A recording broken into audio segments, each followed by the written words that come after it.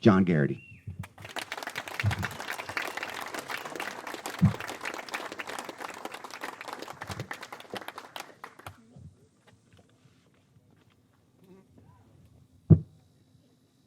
Freedom!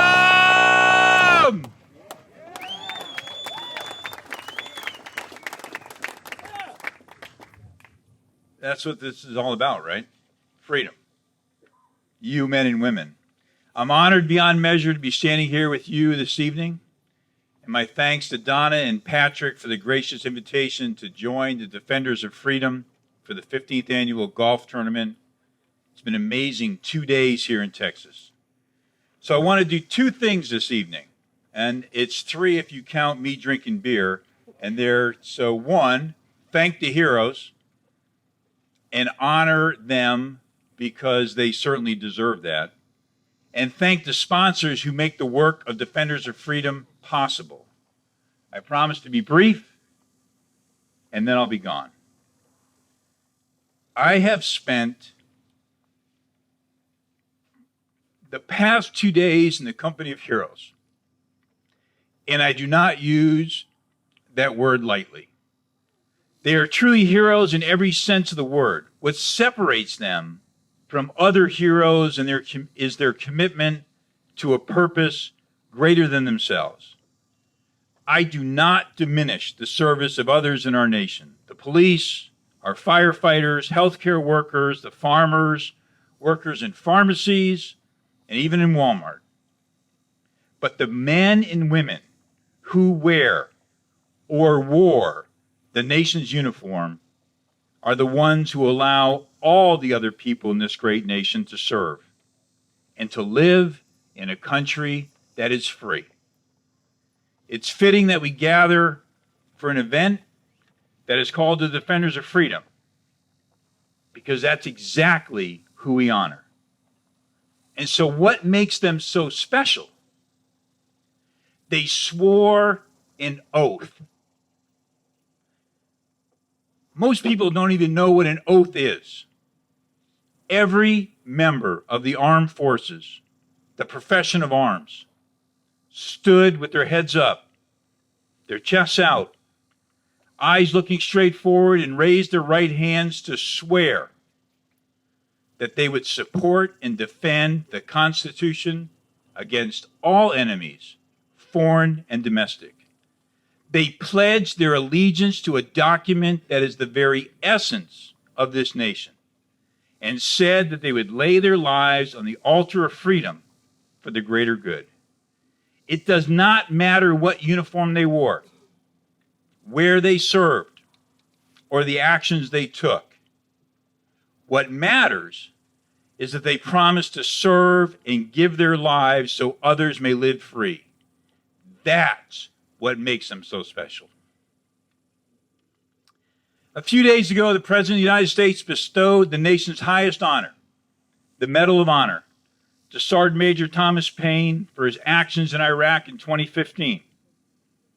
If you want to know about real heroes, if you seek an understanding of what a service member is capable of, read his award citation.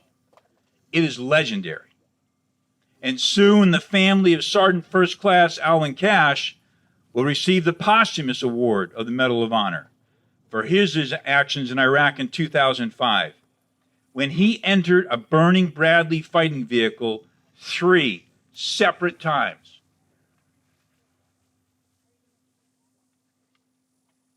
While doused in fuel to rescue the members of his squad. Specialist Cash died of his wounds after rescuing his men. These men and women, just like them, are represented by the veterans we honor tonight. They may not wear the medals of honor, but they all wear National Defense Service medals, and they certainly gave themselves and sacrificed in ways most cannot understand. They and their families deserve our praise as well as our thanks. They did their duty. In fact, they are the essence of what President Roosevelt spoke about when he talked about the man in the arena.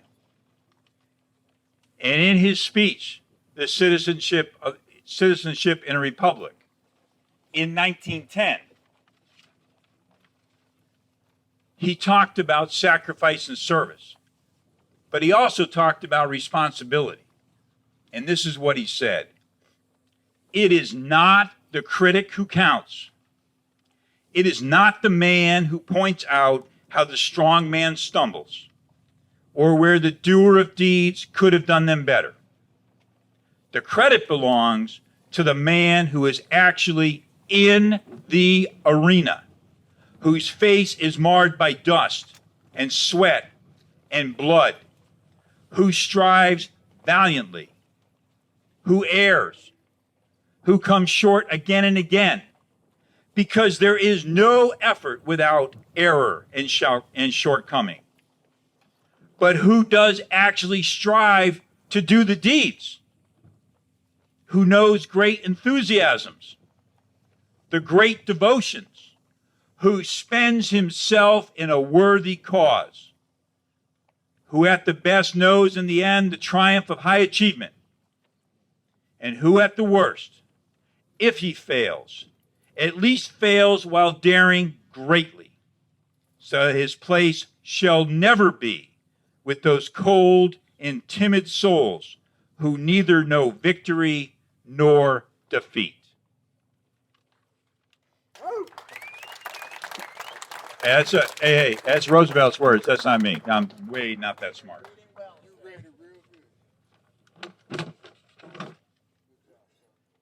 To the sponsors of this incredible organization, thank you for your time and treasure.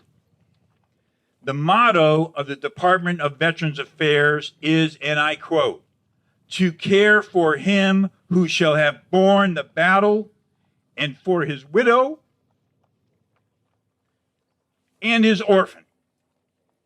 And these words come from President Abraham Lincoln's second inaugural address. These words affirm the government's obligation to care for those who injured during war and to provide for the families of those who perished in the service of the nation. By extension, what President Lincoln's words really mean is that this is the responsibility of every citizen of this nation to care for our veterans. Defenders of freedom and the great sponsors who provide the financial support to Donna and Patrick and the organization at large clearly embrace this obligation. You fund the tremendous work being done to treat traumatic brain injuries. You provide the means to help veterans and their families with emergency financial assistance.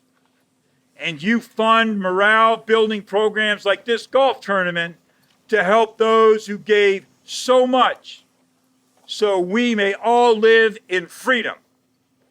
You may not have sworn an oath, but you are certainly titans in the halls of heroes.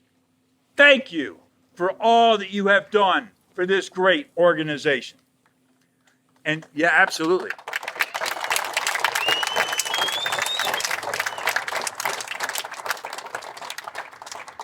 And finally, let us all remember another charge from President Lincoln. And he reminded us that any nation that does not honor its heroes will not long endure. Thank you so much for your time and attention this evening. Thank you for the memories. Thank you for your service. Thank you for sponsoring this amazing organization that does so much for those who have borne the battle. Brigade Commander,